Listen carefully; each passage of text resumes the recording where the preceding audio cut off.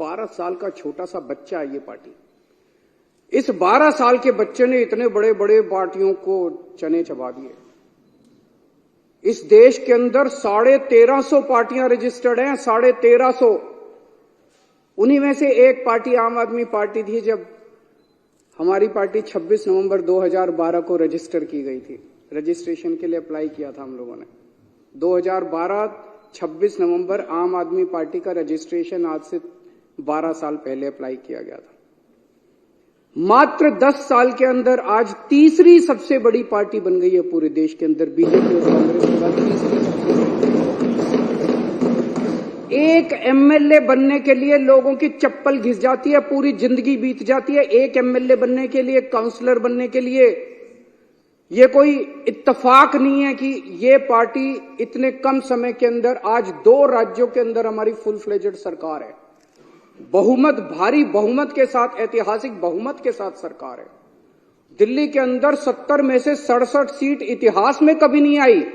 पंजाब के अंदर 117 में से 92 सीट पंजाब के इतिहास में कभी नहीं आई।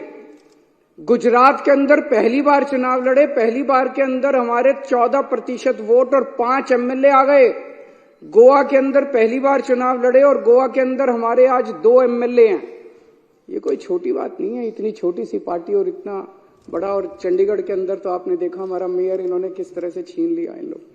तो ये कोई छोटी बात नहीं है। और मात्र 12 साल के बाद आज नेशनल पार्टी बन गई। तो आज इनको खतरा और डर भविष्य का केवल और केवल आम आदमी पार्टी से है।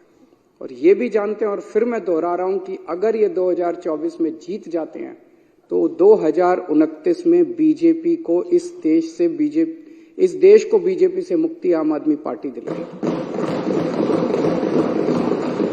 कुछ लोग ये भी कहते हैं जब चर्चा करते हैं लोगों के साथ, लोगों में, मैं तो ये बता रहा हूं, ये मेरी भावनाएं नहीं है, लोगों की, जनता के अंदर जो चर्चा चल रही है।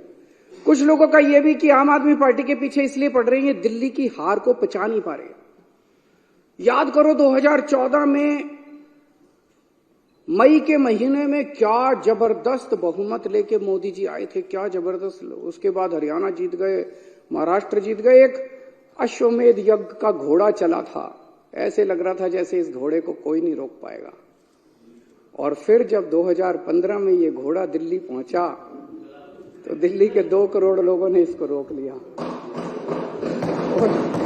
और केवल रोका नहीं, 70 में से 67 सीट बीजेपी केवल 3 पे सिमट गई। तो लोगों को क्या कहना है कि तब से इन लोगों ने ठान लिया कि इस पार्टी को तो नहीं छोड़ना, इस पार्टी को तो कुचलना है किसी भी तरह से। और फिर अक्सर देखा गया इस तरह की नई पार्टियां आती हैं, आंदोलन से निकलती हैं, बनती हैं और फिर एक ही चुनाव में खत्म हो जाती हैं।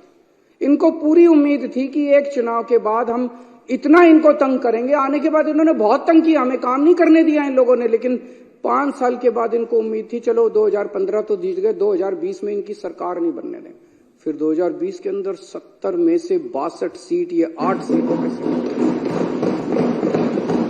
2019 में इतने भारी 303 सीट लेके लोकसभा के अंदर जीते, लेकिन उसके बाद दिल्ली के अंदर आके हार गए। तो इनको ये दिल्ली की हार पच नहीं रही।